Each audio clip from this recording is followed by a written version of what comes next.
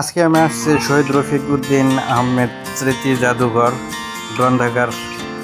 এটা অবস্থিত সিংহের উপজেলার মানিকগঞ্জ জেলার পারিল বলধারা ইউনিয়নের গোলাইডাঙ্গায় পড়ছে এবং এটার বাইরের অংশ খুবই সুন্দর এবং বাইরের যে অংশটা আমি দেখাচ্ছি এখানে ঢোকার সাথে সাথেই আপনি দেখতে পারবেন, ঢোকার সাথে সাথেই একটা শহীদ রফিকুদ্দিন আহমেদের জন্মসাল এবং মৃত্যুসাল সেটা লেখা হয়েছে তার ছবির পাশে।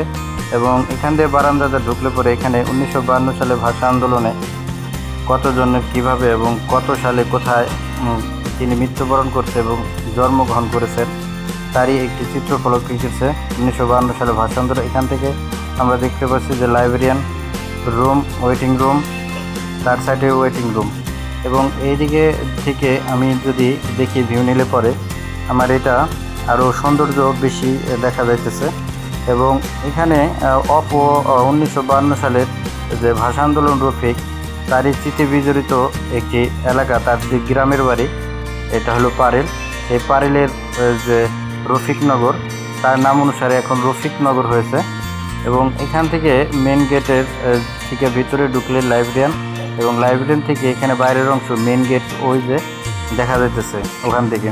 এবং এখান থেকে আমি মেন গেট দিয়ে ঢোকার পরে বারান্দা থেকে আমি এখন স্মৃতি জাদুঘরের ভিতরে মানে লাইব্রেরিয়ানের যে ভিতরে সে ভিতরের অংশে ঢুকলাম এবং ভিতরের অংশে ঢোকার পর এখানে দেখলাম অনেক সুন্দর মানে লাইব্রেরিয়ান যে পড়ার যে মনোরম পরিবেশ সেটাই হচ্ছে। এখানে আছে শহীদ রফিকুদ্দিন আহমেদের যে সম্মাননা এবং বিভিন্ন পুরস্কার সে পেয়েছিল সেগুলো এখানে তুলে ধরা হয়েছে এবং এগুলোর ভিতরে অনেক সম্মাননা এবং পুরস্কার এবং অসংখ্য কবি সাহিত্যিক এবং উপন্যাস আছে এখানে। এবং রবীন্দ্রনাথ, নজরুল, বিভূতিভূষণ, রফিক আজাদ এবং অন্যান্য বিভিন্ন ধরনের কাব্যগ্রন্থ, উপন্যাস, ছোট গল্প সবই এখানে আছে। আপনি এখানে আসলে পরে আপনি এখানে আসার পর আপনার মনটা ভালো হয়ে যাবে, কারণ বিভিন্ন ধরনের বই দেখলে পরে আপনার পড়তে মন চাইবে এবং লাইব্রেরিতে বসে আপনি নিরিবিলি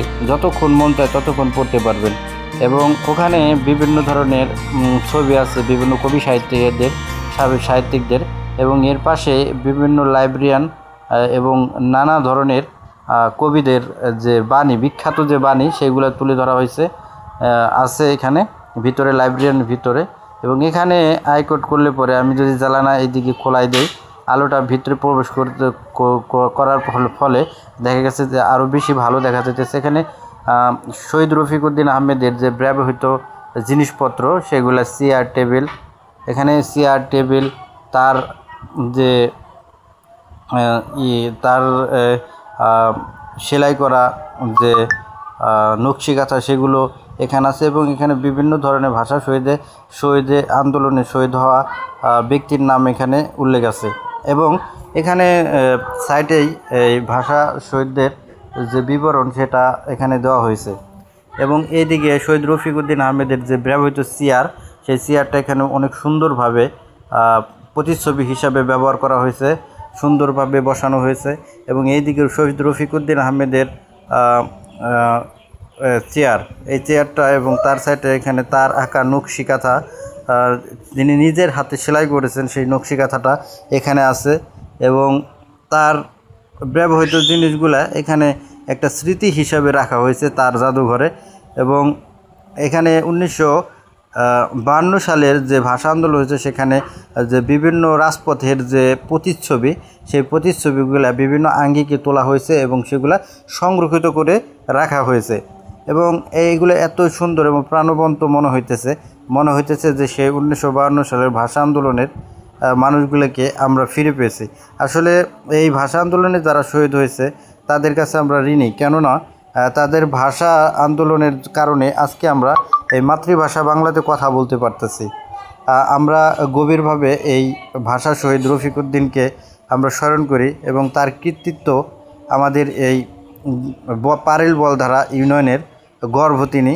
এবং তার কথা না বললে নয়, তিনি যতদিন এই বাঙালিরা বেঁচে থাকবে ততদিন পর্যন্ত এই ভাষা আন্দোলন এর রফিকুদ্দিন আহমেদকে স্মরণ করবে এবং ভালোবাসা দিবে।